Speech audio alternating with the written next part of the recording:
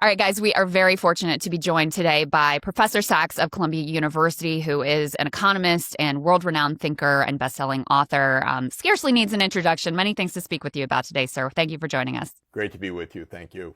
Yeah, of course. So let me start with this pretty wild letter that the President of the United States apparently sent to the Prime Minister of Norway. So here we go. It says, Dear Jonas, considering your country decided not to give me the Nobel Peace Prize for having stopped 8 wars plus, I no longer feel an obligation to think purely of peace, although it will always be predominant, but can now think about what is good and proper for the United States of America. Denmark cannot protect that land, being Greenland, from Russia or China. And why do they have a right of ownership anyway? There are no written documents. It's only that a boat landed there hundreds of years ago. But we had boats landing there also. I've done more for NATO than any other person since its founding, and now NATO should do something for the United States. The world is not secure unless we have complete and total control of Greenland. Thank you, President DJT. What do you make of this extraordinary Thank you for your communication? attention to this matter. Yes, exactly. Which was not only sent to, Prime Minister of Norway, but was also sent to apparently a number of European ambassadors. Well, I think it's terrifying because either he's insane or he's not insane. We don't know which, but either way, it's terrifying. If this is serious and this is how a president speaks, we have lost our country, our democracy, our system, and our safety.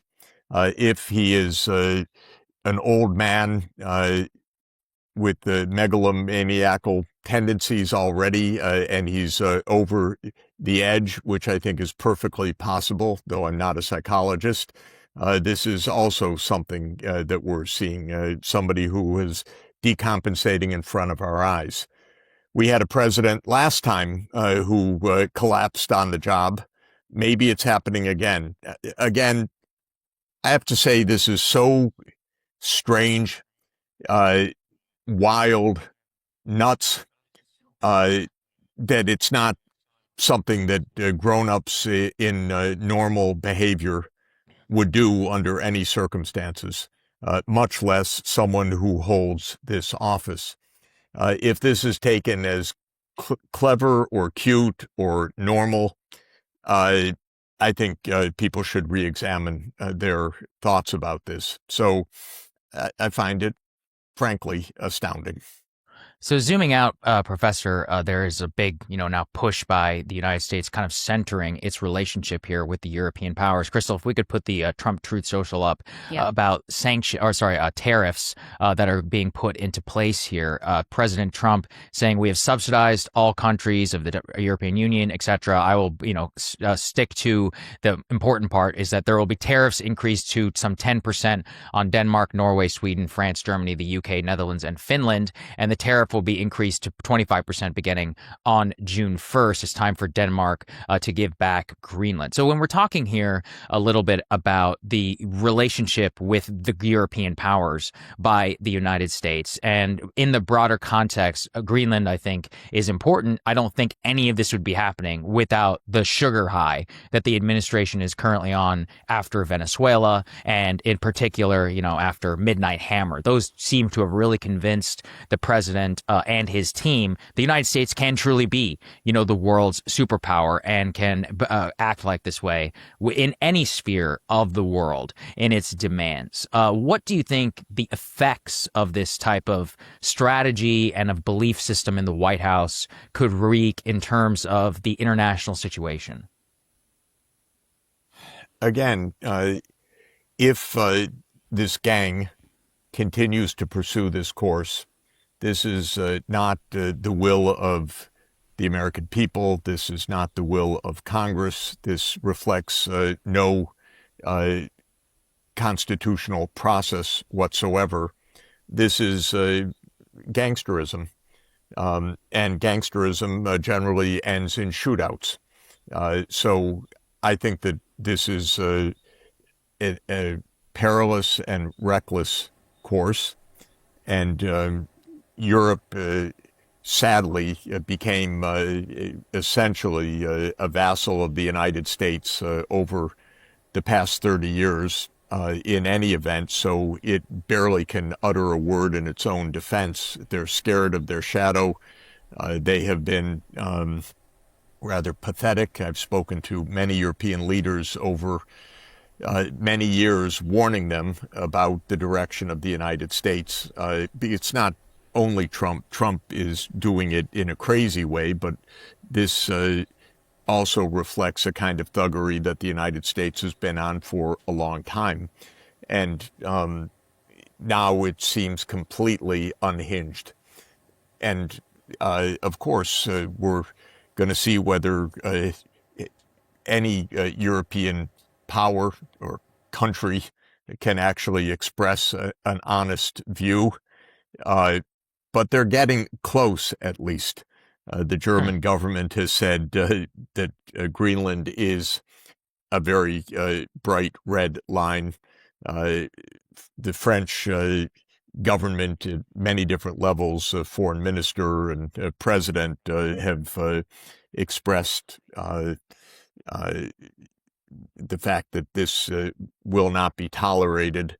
Britain, which is, of course, I think the most delusional and subservient country, and that's been true for many, many decades, was able to utter a sentence, at least, that this is not acceptable.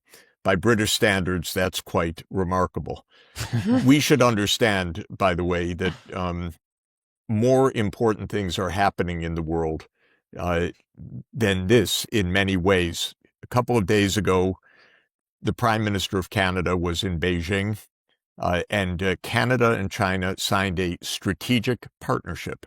Very interesting, because for Canada to do that reflects the fact that they understand that the United States has gone loony, has really completely left any kind of normalcy. I'm very happy that they have normal relations with China, but to declare it a strategic partnership, which I perfectly understand, and I commend the Premier of Canada for doing it, shows what Trump is actually doing.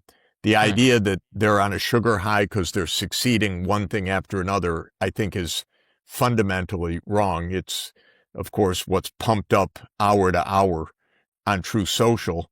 But I think nothing has been accomplished except to put the world on notice that the United States is out of control from any legal restrictions and any normal restrictions. Of course, I think this puts much of the world on high alert. We are in a nuclear world. The United States is not alone in power. It is not invulnerable. It actually rarely gets its way. The United States does not run Venezuela, by the way. They kidnapped a president. They killed some people. They don't run anything. They've commandeered a few ships. But nothing is settled on that score. There is no way that the United States is going to own Greenland. It's not going to happen, although the United States may claim it. So it could absolutely one day claim that Greenland is the United States, and I think that that's actually likely by Trump. But that will not make Greenland part of the United States. It will make the United States an invader of Europe. That will dramatically change the scene. So I don't really feel that this is in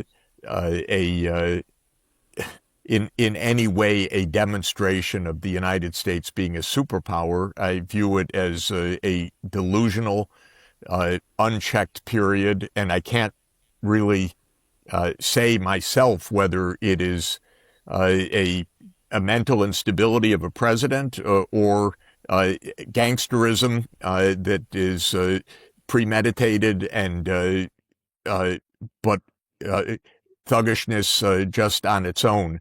It is not strategic. It does not increase America's wealth or safety or security or the economy or anything else. There's nothing that's happening right now that sticks in a meaningful way for the benefit of MAGA or the benefit of the American people or the security of the American people or anything else. It's a lot of it's a lot of performance. It's a lot of rather insane boasting and threatening and bombing, but nothing that's happened, in my view, has any consequential benefit of any sort for the American people. Even probably his friends that he's enriching on each of these things, on each of these actions, probably that doesn't last either. This is just, to my mind, a massive and very dangerous instability. The fact that nobody in Washington, in power, in any office, elected office, can find the words to express how bizarre and dangerous and completely unacceptable this is a sign of how profoundly degraded our constitutional system is. So I think that it is a warning to all of us. He's invading Minnesota the same way he's invading Venezuela, and he's in the same way that he's threatening to invade Greenland. It's completely unhinged, and it's very dangerous. Let me go ahead and put up this Financial Times tear sheet about the European response here. So it says the EU is readying some 93 billion euro tariffs in retaliation. You've got Davos happening this week, the World Economic Forum. Lots of conversations happening between European leaders. They're supposed to be speaking with Trump as well. I mean, what can they do? What would you advise them to do? Do you think that they have woken up and realized that they need to take a more assertive posture and assert some sort of sovereignty here, because clearly the strategy of appeasement has failed? Yes, that's what I've been saying to them for many years, and especially during the past year. But they're very sad, semi-pathetic, scared of their shadow. Mm-hmm. And I don't know whether they still remember how to be national leaders of sovereign countries or to act together. They're showing a little bit of sign of this. The tariff retaliation and all the rest is one thing. What they should be doing is saying unequivocally, we're not negotiating, we're not discussing. I won't use the words that I would use, and that I think that they ought to use in their private discussions. But basically, they ought to say, this is nuts. It's not going down. We're not even talking about it. So stop. That's the most basic point. They ought to get together with Russia and China and India and other parts of the world and the BRICS to say we cannot go day to day with this kind of madness and treat it as normal. Because basically, every country in the world is threatened by a completely lawless United States. And they've explained, Mr. Miller has explained that there are no laws. Donald Trump has explained that there are no laws. We're in the hands of a small number of people in a system that seems to have lost its voice and is unable to comprehend what's happening. I should add that, as we're watching this, they were trying last week to overthrow the government of Iran. This was clearly a CIA operation from beginning to end with Mossad. That's also a very lawless, reckless, dangerous action, and we are still close to a generalized war in the Middle East, which could well turn nuclear. That's not gone away either. So either we, as a country, somehow regain some constitutional order, or I think we are all imperiled. Professor, I do want to ask you, because you were talking there about the Europeans and about our system. I think one of the problems that I see is, for example, the Europeans say that the sovereignty of Greenland is just total and complete. And at the very same time, the German chancellor called the Iranian government illegitimate and it's Yes. time to fall as of, I think a week ago.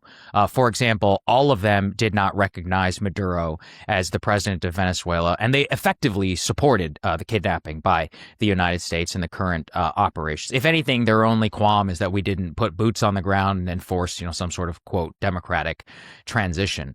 At the very same time, President Zelensky of Ukraine, whose country is literally being invaded, is supportive of regime change in Iran. And even here in the U.S., while many congressmen and others may be upset, let's say, over Greenland, they fundamentally agree with this idea, and hence why they didn't have any war powers resolutions or anything else on Venezuela, on Iran. I mean, if anything, they were more hawkish than even the Trump administration was on Iran. And so it seems as if that fundamental hypocrisy in their stance and lack not even just of principles, but they don't believe in law whenever it benefits, let's say, an agenda that goes to them, seems to have opened the space through which something like this can happen. Because if they were to, let's say, enforce something on Greenland, it would fundamentally call into questions their relations with multiple other states across the world and their very own foreign policy. Your points are absolutely right and extremely important. I would put it this way, and I think it's also really important to understand. The United States foreign policy has been lawless for many decades. Our presidents and our rhetoric have generally hidden that to a minor extent, at least. But the kinds of thuggishness that Trump is displaying is part of American foreign policy for a long time. We invaded Iraq, not on wrong premises, but on completely false premises. We overthrew the government of Syria in a CIA operation that went on for 14 years.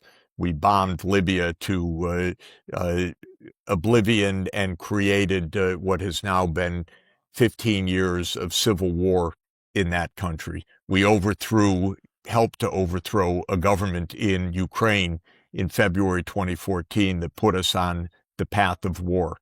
You won't find almost any of this in the New York Times or the Washington Post, God forbid that's the CIA outlet, or the Wall Street Journal, which just chortles on who's going to make money on what particular venture. The lawlessness has been there for a long time. It's coming unhinged, though, with Trump in the last few weeks, because now everything is open game. And that's why I say that there may be something psychological or something constitutional or something gangsterism in this, but the pace of the lawlessness and the brazenness of it and the boasting of the absence of any restraints is something new compared even to the lawlessness before.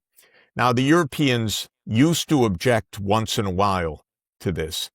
There used to be European leaders who objected to the Iraq War, for example. They said it was not correct, it was dangerous.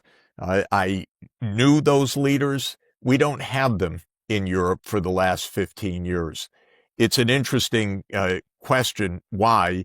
I think they are afraid of the United States and afraid of Russia and very weak internally, and basically this political class has been raised by the CIA and the American deep state and all of the organizations, the Atlantic Council and the German Marshall Fund and all of these and Davos and everybody else. You better play the American game if you want to have political success. So they have lost their voice entirely. And it's shocking for me because I rather like Europe and always hoped that Europe would be a stabilizing influence on an extraordinarily violent U.S. foreign policy. They dropped that. By the way, the Ukraine war was a complete provocation by the United States, and that's why the New York Times, which is our phony newspaper, reported that it was unprovoked 1,000 times, precisely because it was provoked by the United States by overthrowing a government in order for NATO to enlarge. Okay. Now, having said all of that, the Europeans would not tell the truth in public about this at all. I speak to the leaders. Some of them even know it in private. Some do not know it, but the ones that know it in private won't say it in public. So we've had a situation where you're completely right. Europe went along with every abuse. And let's remember, we have just been complicit in a genocidal operation in Gaza. So this isn't theoretical about what's going to happen to Greenland. We had a genocide in Gaza before our eyes in the last year, which the United States funded, armed, supported with military intelligence, and gave full diplomatic backing to. That's, by the way, both Biden and Trump. So we're in, and the Europeans couldn't utter a word. Interestingly, I was at the UN Security Council after the Israelis bombed Iran.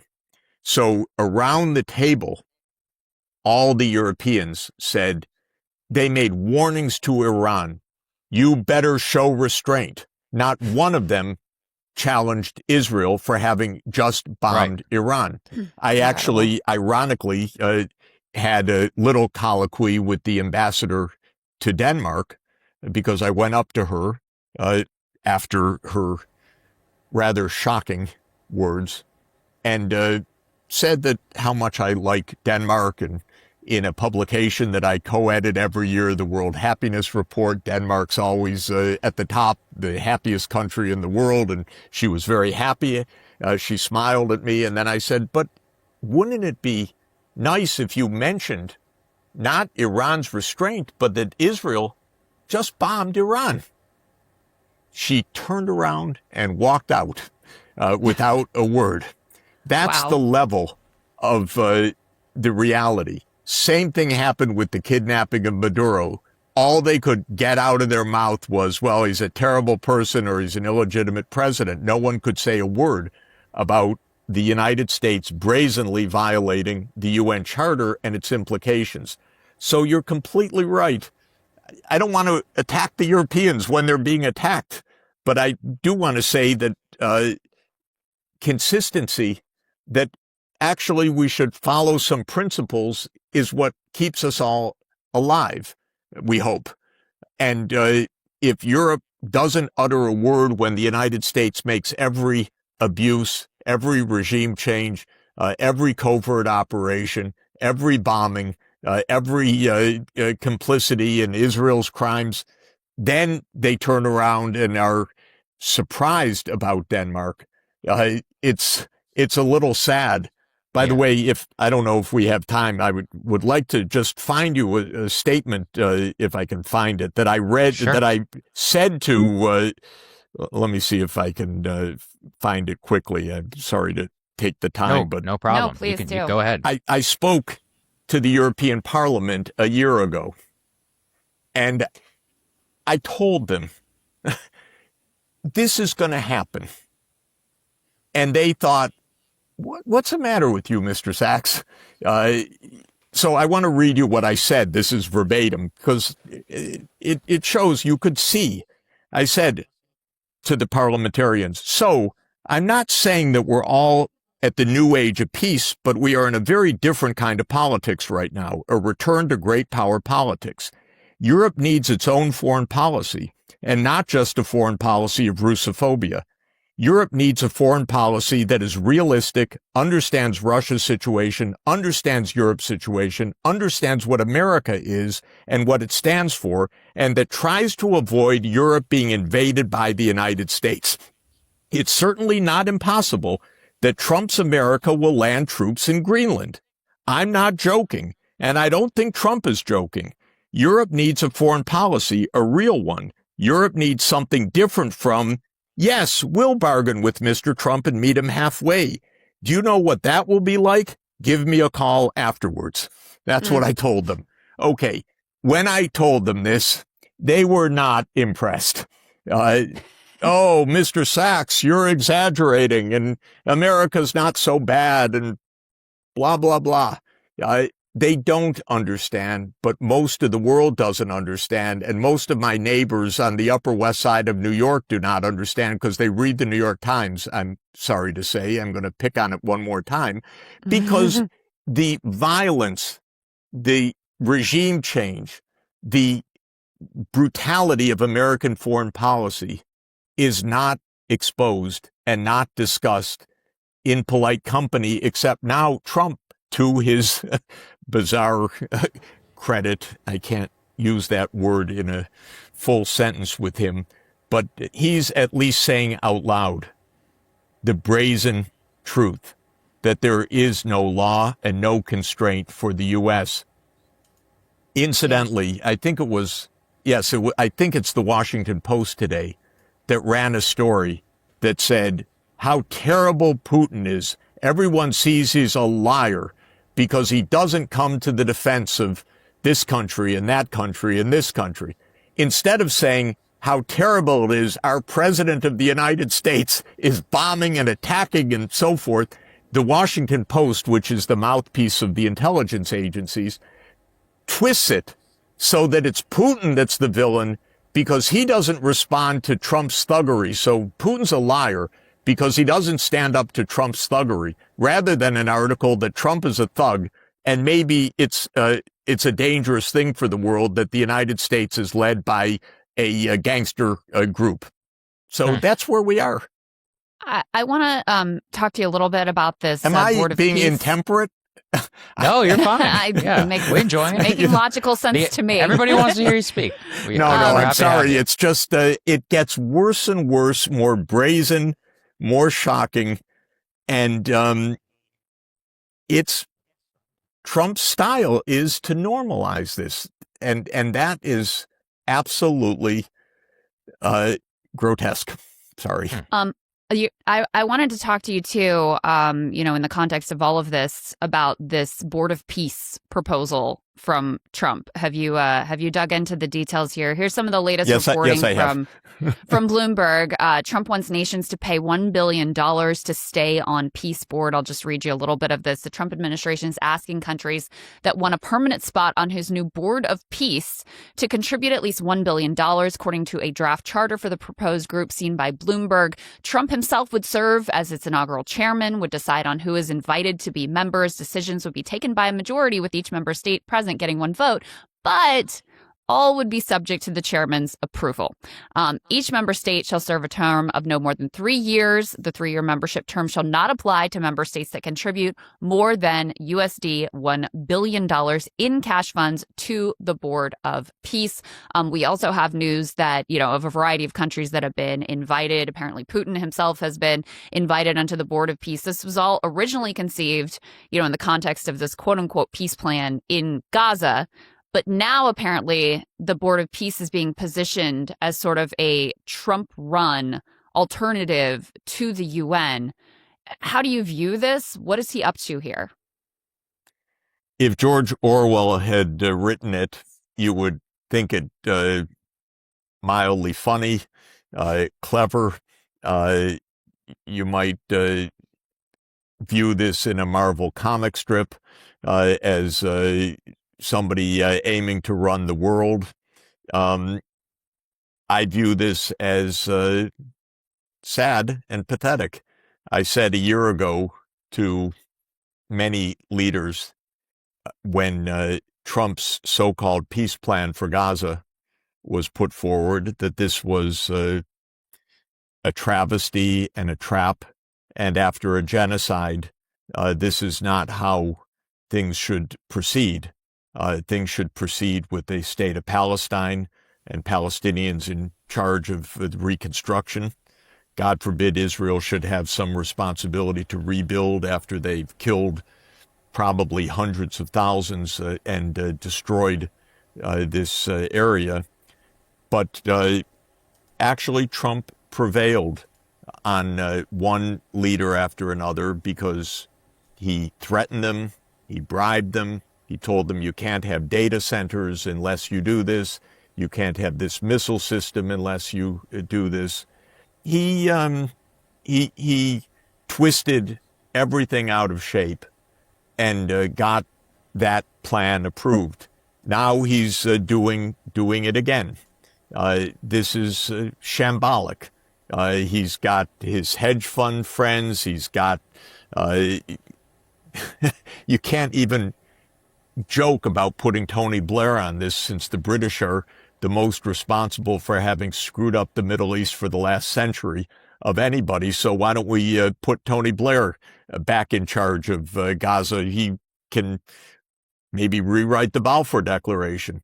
The whole thing is so absurd. You don't even know where to start. But again, I have to admit, hardly anyone says boo about anything right now. Mm-hmm. Each one is scared of putting a word out right now. I don't think any of this lasts, but on the other hand, this kind of gangsterism plays for a little while. It makes us all at risk. One of the things that I see in this Board of Peace, Professor, I'm curious what you do as well, is it's almost like a recreation of the UN Security Council here, especially with Russia, and a quasi-privatized version with Trump as some sort of emeritus chair. It's not going to happen. Yeah. It's not going to happen. Look, around the world, there are actually grown-ups. And when you talk to them, they know that this is loony. This is insane stuff. Nobody is joining Trump's board to replace the UN Security Council. Many people think the UN Security Council is dead, killed by the United States, but nobody. Okay, I can think of, yes, a few hedge fund guys, maybe a son-in-law and a few others who will join the board thinking that it's something real. Nobody believes that this is an alternative to the UN, except some crazy media story in some mainstream medium pumped up by talking to someone in the White House. Mm-hmm. And the fact of the matter is, the United States is not all-powerful. It can't run Venezuela. It can't overthrow the world. It can't own Greenland. It tried very hard. It could not, in a proxy war with Russia, defeat Russia in Ukraine. That was a war between the United States and Russia. People should understand that.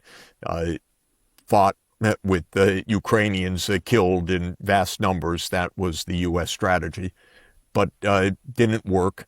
The U.S. has not had any success anywhere in the Middle East in actually achieving stability or long-term goals. It has created chaos in Libya, in Somalia, in Sudan, in Lebanon, in Syria, in Iraq, in Yemen, and it's tried to overthrow the government of Iran last week, and my view is it's not over yet. Maybe they'll be bombing in the next few days. This is an ongoing story. That's not peace. That's not security. That is not enrichment, except maybe, and I admit, there are some Silicon Valley gazillionaires that do make a lot of money off of these wars, and maybe this is how Peter Thiel likes it. But for the American people, this is not leading to anything real over the longer term. And it's not a great show. There have been a spate of articles in the last few days that America is back as the world's sole superpower. This is absurd. Yes, you can kidnap a president, and you can bully, and you can even commit a genocide. You can announce a peace board. That doesn't give you ownership of the world. The fact of the matter is, I have just been traveling throughout Asia. Real investment, real business, real technological advance is taking place not in the way the United States would like it to happen, or we pretend, but actually is happening outside of the United States and not in the U.S. control or the U.S. orbit. So I find the gap between the brazenness, the rhetoric, and so forth, and the underlying instability and unreality wider and wider. And I think it is absolutely important for us to understand and to keep remembering Trump is sending troops into American cities. And of course, that's terrifying, but is that a show of strength? Or is that a show of utter contempt for American society, for the safety of the American people, for the Constitution, for law? It's the latter. Does it prove that he's a great man, a strong man? No, it doesn't prove that. It proves that there is a degree of recklessness that we've not seen in our country at least since the Civil War, I would say. And yeah, it's very serious. Something I'm struck by in your comments there is, and I've noted this, is we are amazed at our power, as you said, to kidnap Maduro with the Delta Force raid, to take out some Iranian nuclear facilities with, a high precision strike. But we seem to be, at the same time, we seem completely and totally unable to recognize the constraints that surround us. So, for example, one of the things that apparently held up a potential strike on Iran is a carrier strike group had to make its way from the South China Sea. Is the idea that we, because a significant number of naval assets are also in the Caribbean. And it almost seems to me like the grasping of a lot of the straws here seem to be indicative actually of declining power and ability, considering what has happened now over the last 5 years. Absolutely. And if you look at the situation in Iran, the bombing last summer did nothing but performative. It did not set back Iran's nuclear program 2 years. It didn't set it back at all necessarily. 400 kilograms of 60% enriched uranium are just out of sight.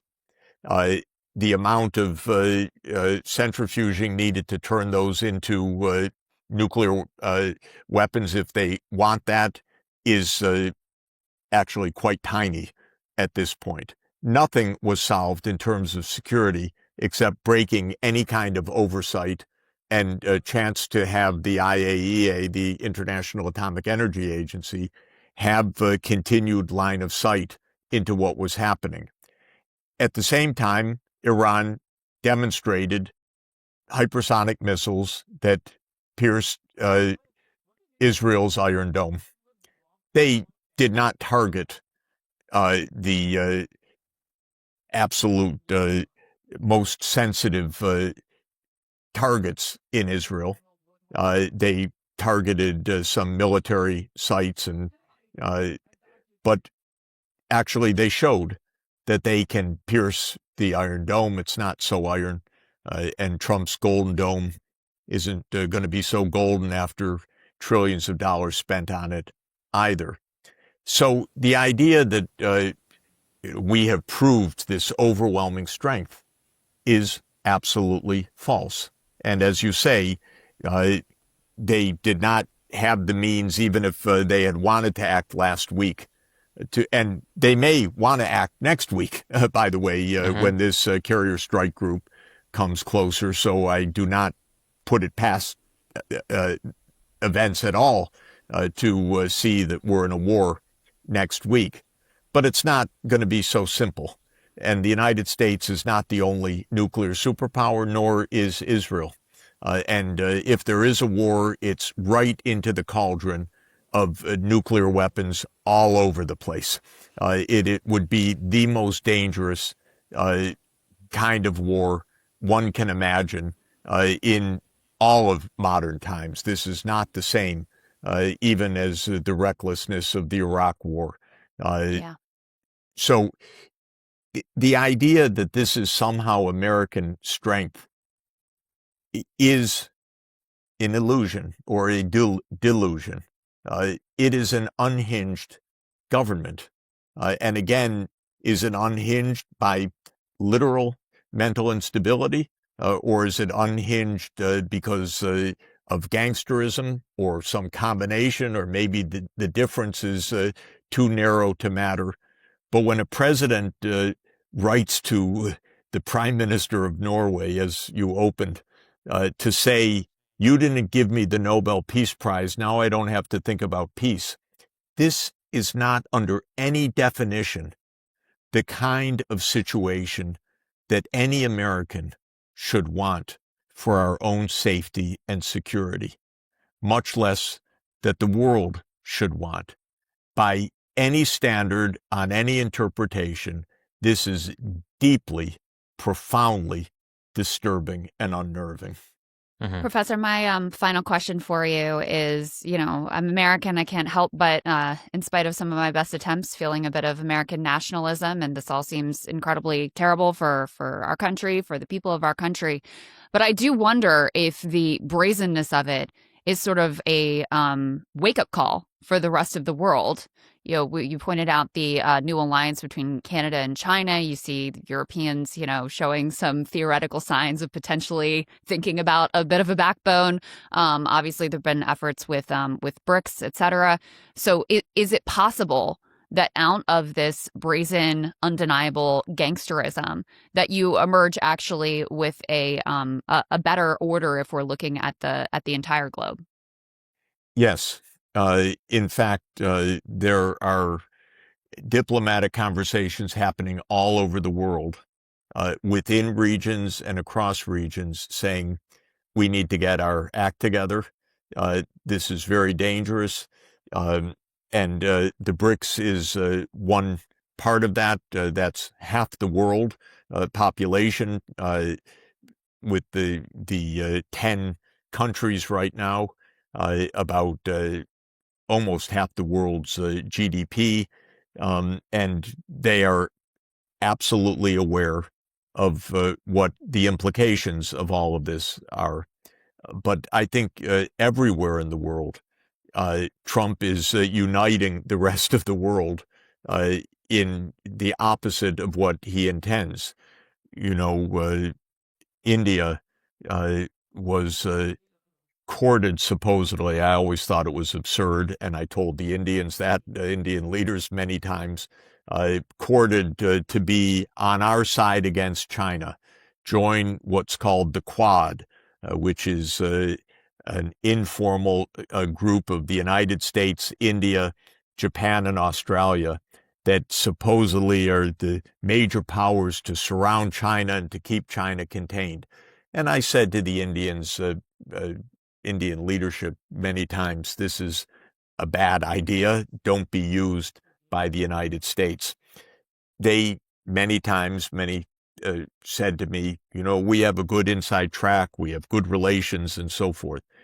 During the past year, all of that has broken. Predictably, in my view, I have to say, I told them so very, very explicitly.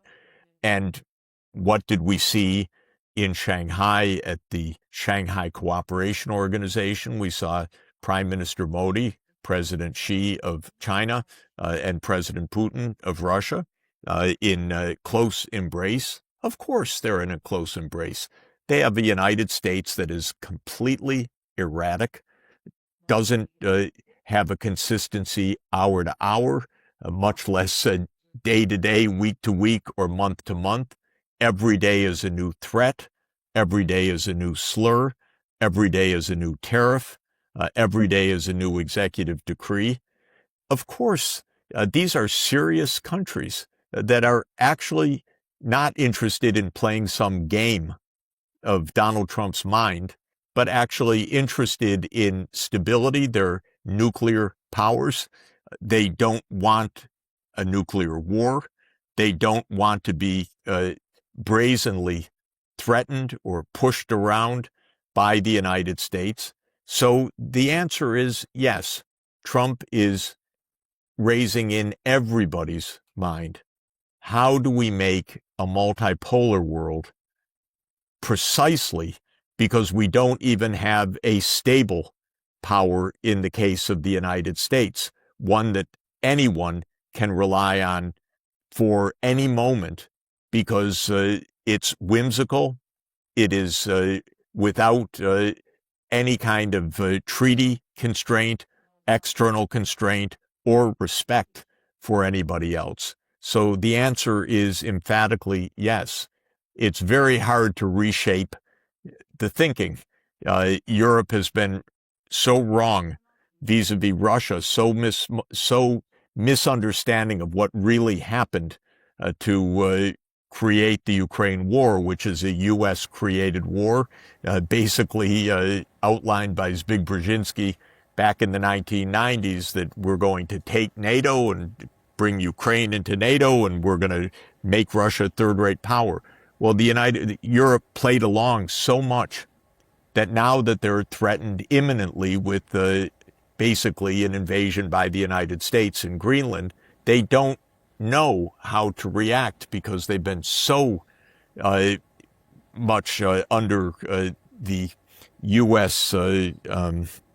So much influenced, I should say, by the U.S. approach and by the fear of Russia.